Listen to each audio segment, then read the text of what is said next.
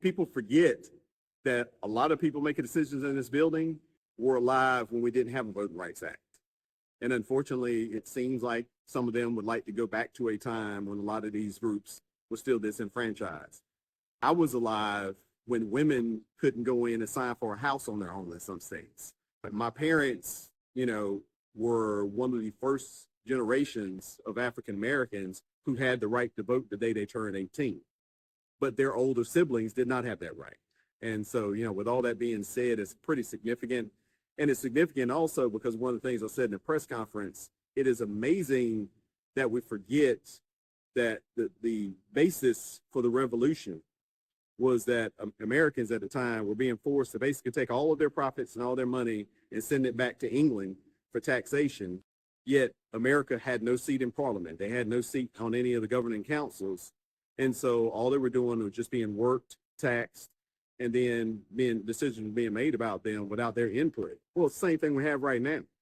Right now, if you're somebody that makes less than $750,000 a year in North Carolina, these folks don't seem to care about what you think or how you feel and don't care about your ability to have input in your process, which is why they make everything partisan, why they never would take a chance on being in a situation where unaffiliated had more of a clear path to run, where people had to run without party identification in order to get in. That's why they're making school boards partisan. That's why they made judges partisan, because they want people they can control that are tied into their party structure.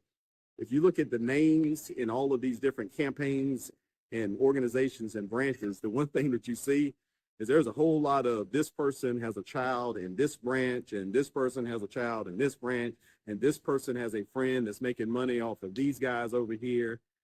And that's got to stop. And one of the ways that can stop is to stop all the partisanism. But we've become hyper political and hyper partisan by design, because that's the one thing that the super wealthy recognize is as long as they can keep a bunch of working people at each other's throats, that they'll never recognize that the reason your life got bad is because of those guys up there. Because in the last 4 years, while everything has gotten too expensive for the rest of us, and while the rest of us, our ability to maintain our level of living has gone down, billionaires' wealth has gone up 88% in the last 4 years.